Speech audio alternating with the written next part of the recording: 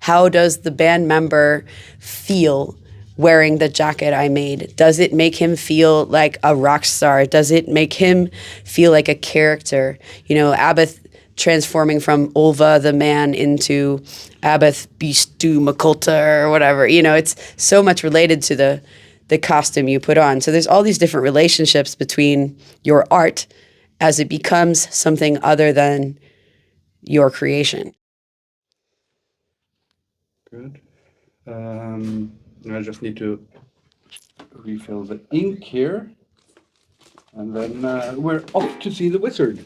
Off to see the wizard, the wonderful wizard of Kim's. The wizards. We are the Kim wizards. Yes. I think. Is it recording then over there? I hope so. Okay. Let me double check. We did the Kim wizards, and the Kim wizards has to be on. Does. Okay, cool. Fantastic, and that's recording as well. Yeah, we checked that. We are the Kim wizards. And I only have two colors, black and red. Well, that's that's out of all colors. Well, you have three colors because you have the white of the paper. You're smart. But out of all non-white colors, black and red are the most metal fashion colors. They are indeed. I think if you just do like this and this, okay, that perfect. should be good because it's really awkward. Yeah. That I saw that at once. I think this is a good introduction and to who you are and what I hope we can talk about. So I'm Kim Dylla, and I am a costume designer of stage clothes for metal bands, a lot of Norwegian metal bands here, which is how I first became aware of your work, Kim, coming to Norwegian black metal festivals and seeing you drawing them live. And also as an artist, I was very interested in that. And I come here to see the bands that I make stage gear for play very cool live shows, because in America, the metal subculture is much smaller than in Europe and in Scandinavia. So you get to see a lot of really cool bands on big stages here. Whereas where I come from in America, to see my clients play, I'd have to travel a 5-hour drive and get to see one band at a time. So coming here is like a metal mecca. And that's why I've been coming to Norway for 20 years or so. 20 years. And where do you come from in the States? I live in Virginia, West Virginia, mountain mama, but it's Virginia, not West Virginia. Okay. But are you a mountain mama? I'm a mountain mama. Oh, Blue Ridge Mountain, the Appalachian Mountains. Ooh, and that is an area with a lot of history of a lot of weirdos and outsiders and kind of a lot of dark stuff and working class and fights between unions and the cops and the military and all of that stuff and people shooting each other over. Oh, the Hatfields and McCoys and stuff. Yeah, there's a lot of crazy things that go on in mountain culture and coal miners and all that. But I just find it's a nice place to live as an artist because I'm very inspired by nature, and I feel like bands from Norway get inspired by the fjords, and the nature around here is very powerful, and I like places with powerful nature. Yeah. Plus, you can live more cheaply in a bigger space, and having a costume design business, I need a big studio with a lot of sewing machines and fabrics. So it's convenient in that way. Yeah.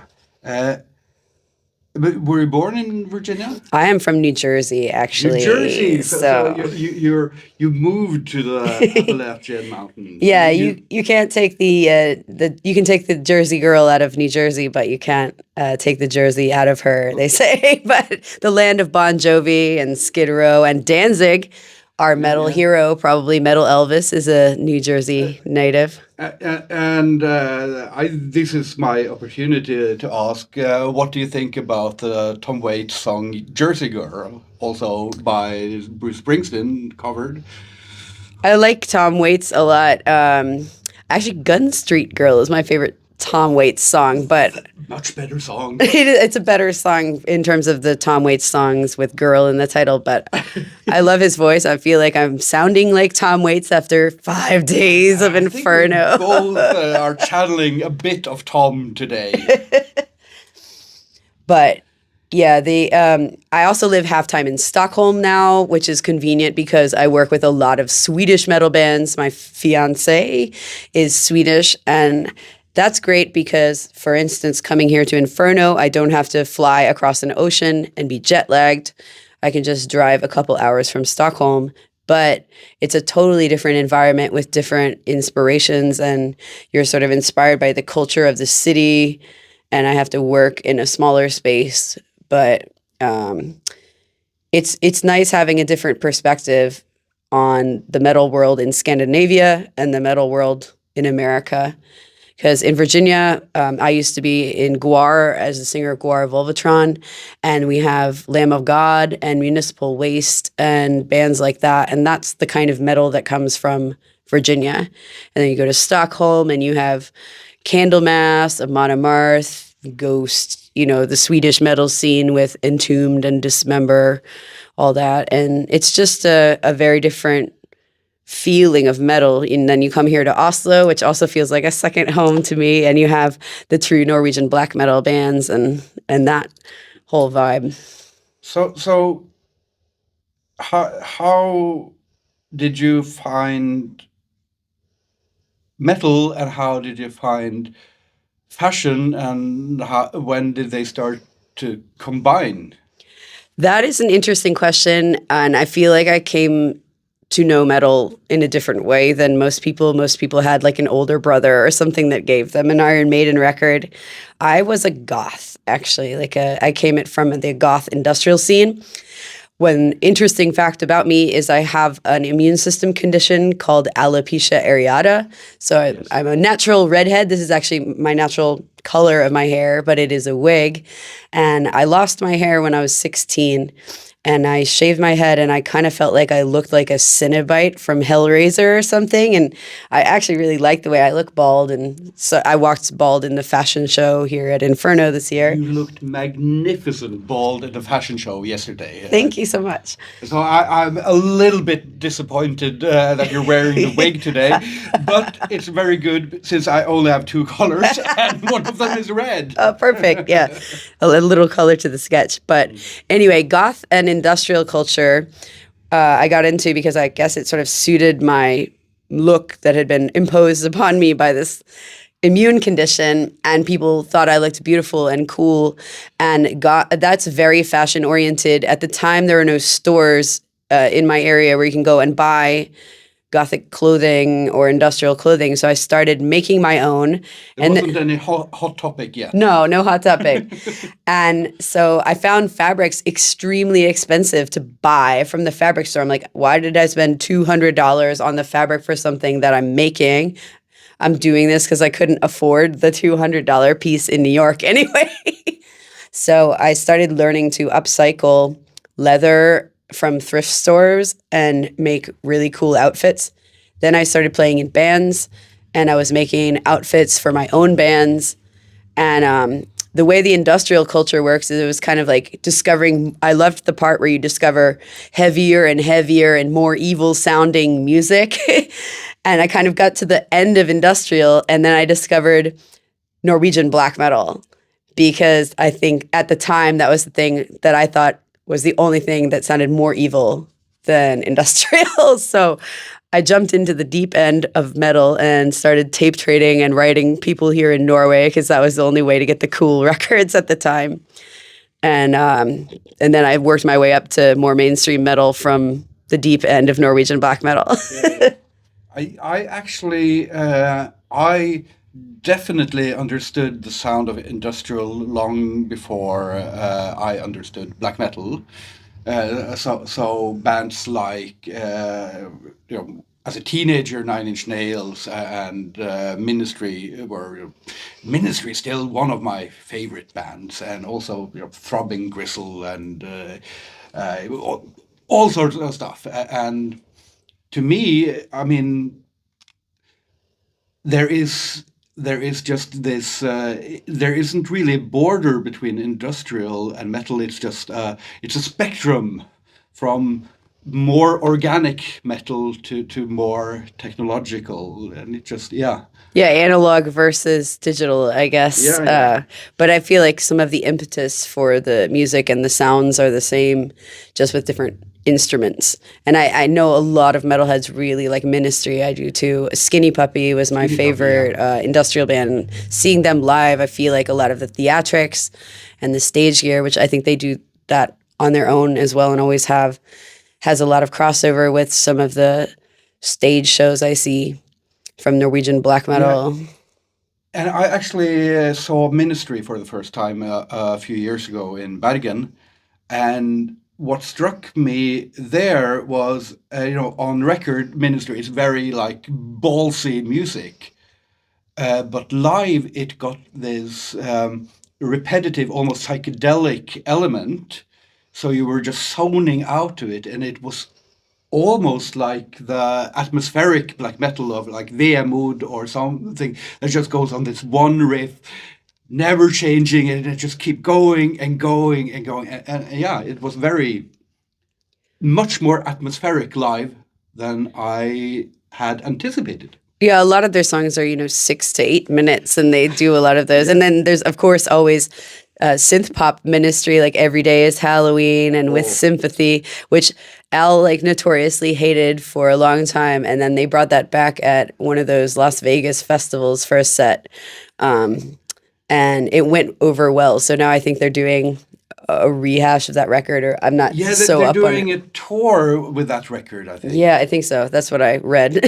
But yeah, anyway, so that's how I ended up here in Norway, was black metal, and I started making clothes because I was into goth industrial, and now I'm making stage wear for Norwegian black metal bands and at Inferno here.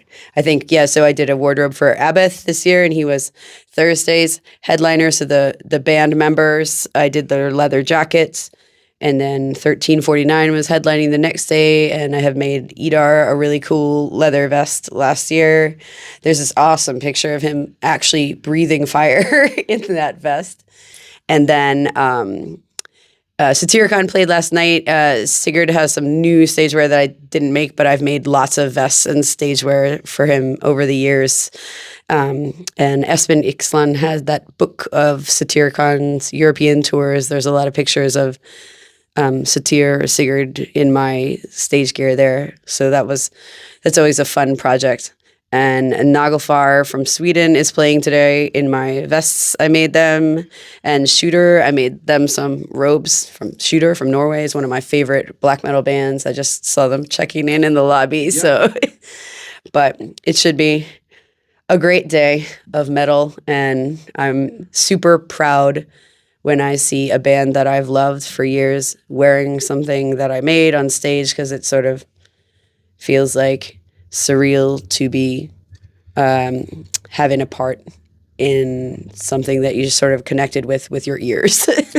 So I've noticed that for me as an artist, looking at my own work is usually problematic. I usually focus on all the mistakes and I guess the memories of how it should have been instead of seeing what is.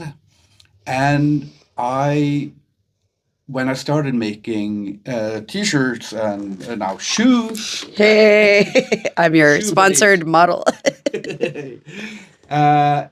And when I started making shirts and shoes, and people started sending me tattoos of my art. That's cool. I started getting another relationship to my art, because when it wasn't in the main medium of art, and instead of wearing, it was functional, then I started to like it in a totally new way. So if someone sends me a tattoo that is one of the drawings I hate and it's awfully done, I still love it. It's still awesome. But for you, how is it watching the bands and the wrestlers wearing your gear and how it represents you and how it represents them. I think I'm going to use some of my art school education to answer this question. Oh, you're educated, fancy. The casual conversation answer is there is no better feeling in the world than having slaved over making a piece as an artist and then to see it on like the biggest stages in the world, from the main event of WrestleMania to headlining Watain or something. I kind of have like some imposter syndrome there, and I'm like, is this really happening? Like, that's amazing. But I don't really get an ego from it. It's more of a feeling of gratitude, and it's really special. But the art world discussion, which I think is interesting for this, is when you're making fashion as art, who is the fashion for? So when you have a painting, you're making the painting, and then it's for the artist at that point. You're interacting with your artwork as the self. So art for art's sake, and the process in the Jackson Pollock way. And then when you put it on the gallery wall, then it becomes for the observer of the art, and you have the art in the gallery space. So when I'm making the clothing, it's all about me and my relationship with the music and how I'm interpreting that visually. Like, how should a person who plays this sound, this genre, look in my mind, taking into the history of the genre and also what I'm feeling from this album. Like, I did a wardrobe for the King Diamond band for the Abigail tour, and I'm like, what do I envision the musicians playing this album to look like? And then it's a relationship with myself and a process and the physicality of sewing something and cutting patterns. Then my gallery space is the show. So when they're up there on stage and I'm watching the King Diamond Abigail show, and I see people's reactions in the audience to the way the band looks. And I see live photos that photographers have taken of it. And I see the reaction of and here's a third relationship. How does the band member feel wearing the jacket I made? Does it make him feel like a rock star? Does it make him feel like a character? You know, Abbath transforming from Ulva the man into Abbath Beastu Makulta or whatever. You know, it's so much related to the costume you put on. So there's all these different relationships between your art as it becomes something other than your creation. You know, that was a long answer. That explained a lot to me, because my problem here is I can't separate myself from the art when I see it in a gallery space. So I don't get that sense of pride or gratefulness or that with the gallery space, but I do get it when it's functional. So that's a me problem, not a you problem. Well, maybe it has to do with, I mean, I talked about this a lot when I was doing art school and stuff. Galleries as a space have a lot of stigma. It's almost very formal, like if you're putting something on a symphony or an opera stage. And the gallery space of like street art is totally different, and the reaction of the people looking there. So it might just be that your reaction of your people wearing your artwork on your shoes or your skin is a more comfortable gallery for you. I mean, I grew up around a lot of galleries. My father is an artist who does hate galleries, that's true. But my mother is an art historian and curator, so I grew up in the sort of contemporary art space. So I'm very comfortable there. I'm just not comfortable with the art. But speaking of wearable art and metal fashion history, metal fashions, in some sense, a large part of it goes back to the t-shirt you're wearing.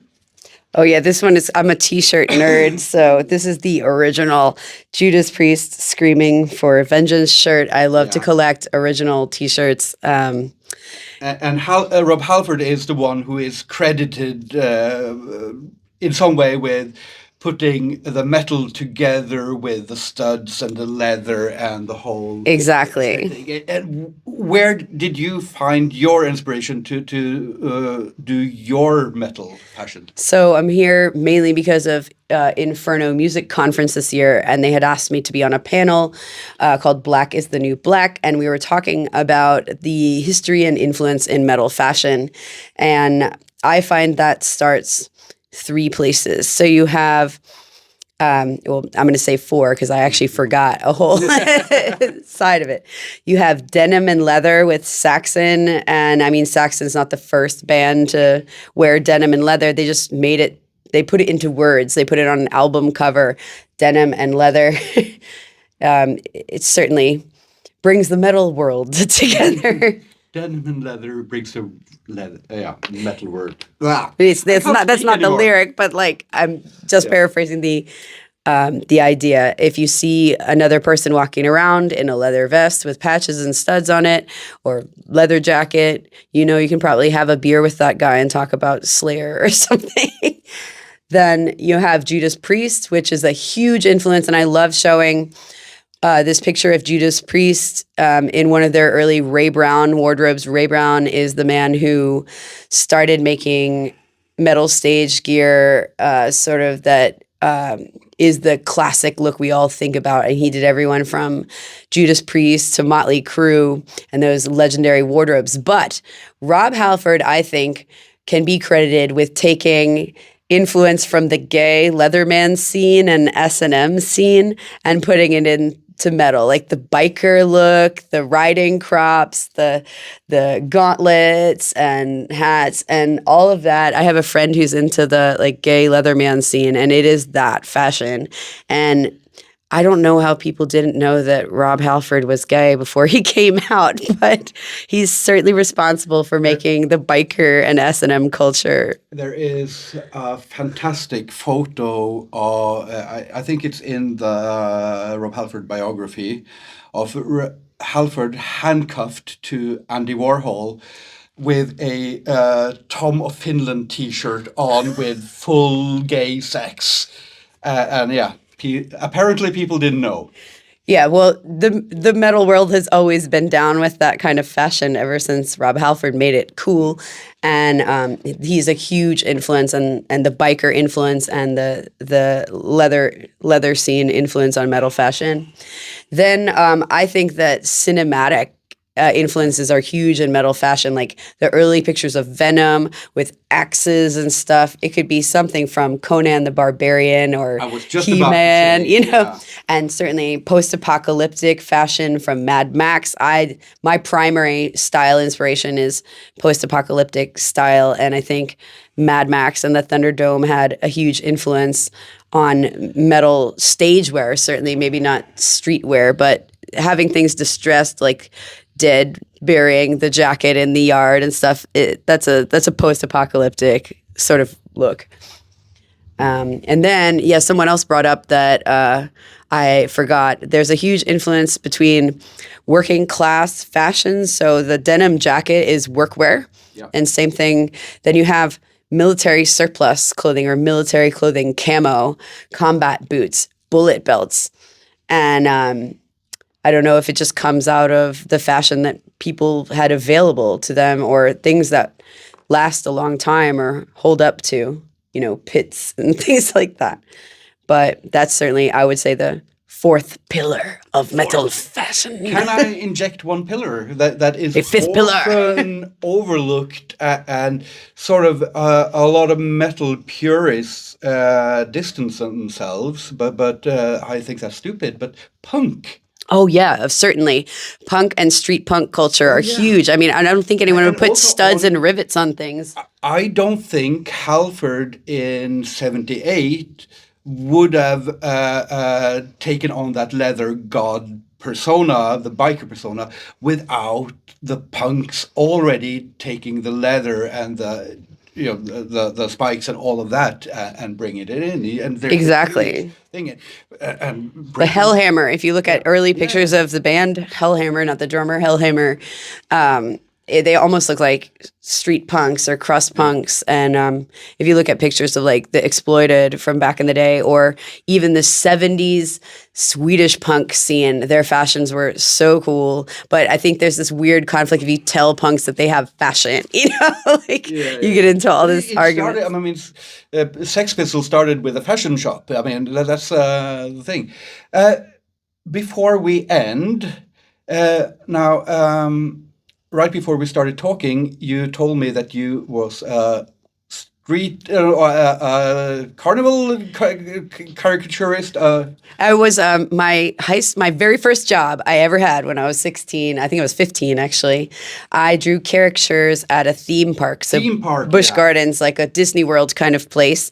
And we had a bunch of caricaturists set up around the park, and I did that for 15 years when I was in high school, college, and then after as a summer and weekend job. I still do it for like events. And that's the alarm. That's the alarm. We're both like time blind. Yes. I was actually timing this very well, I think. You are. This is amazing. Yes. And the reason I wanted to bring that up was you gave me a very good advice that when you're drawing teenage girls, you have to try to draw them in the sort of the prettified and I got that thinking about that, and then I started this, and I don't know if I succeeded or not, but I wanted to draw sort of the grown-up Kim Dylla in the way that would make the teenage Kim proud. So let's see if I... All right, so give me the reaction. And if you like it, then it's yours. If you don't like it, you have to tear it up. Those are the rules. I didn't make the rules. I only made the rules. Well, this is Norway, so we have to follow the rules. Yes, we're very particular about rules. I love it. Yes, I would be honored to keep it. You got the weirdness of my top lip and nose. I think that's as a caricature artist, I always notice the things that are weird about someone's face, and that's weird about my face, and you nailed it. I love it. Thank you. I think and the wig choice was very useful too for the color in the sketch. You almost look as beautiful as in real life. Oh, thank you. But yeah, the discussion was that as a caricature artist, you're basically isolating and making fun or exaggerating someone's features, and you have to kind of read the room and gauge whether someone's going to be okay with making fun of their big nose or whether they're going to be traumatized and go get surgery. And I was like, okay, most teenage girls just wanted to look pretty, but if you get like a big, fat, middle-aged man, he's probably going to be like, tear me up, and you have to gauge it. Now you have to read the room and see if there's anyone who will be unhappy with missing a cruise. Oh, yeah, that would be me. So I need to get on a boat. Get on the boat. We're going to go see the Oslo fjord. If the fog has lifted, they were doing a sightseeing tour, and the fog was so dense, I don't think they're seeing any fjords. Fantastic. Thank you so much. Thank you so much. It's always great talking with you. Great talking with you. We forgot to mention we collaborated on some vests that were sold for cancer. Yeah, so we did a collaborative project, which was our I make a ready-wear line of jackets and vests, and then I took Kim's artwork from Inferno Fest that he drew live at Inferno Fest in the past and put patches on the vest. I actually put paint over the patches so they looked more painterly. And then we sold 4 of them to raise money in memory of Jan Martin Jensen, the founding father of Inferno, passed away from cancer. We're raising money for cancer research for his family with those. And they all sold out, so great collaboration. Great collaboration. Now, get to the ship. I got to get to the boat. Get to the boat. All right. Well, thank you so much. Thank you so much. This was lovely. I love it. Oh, yeah. I got to picture that in the room.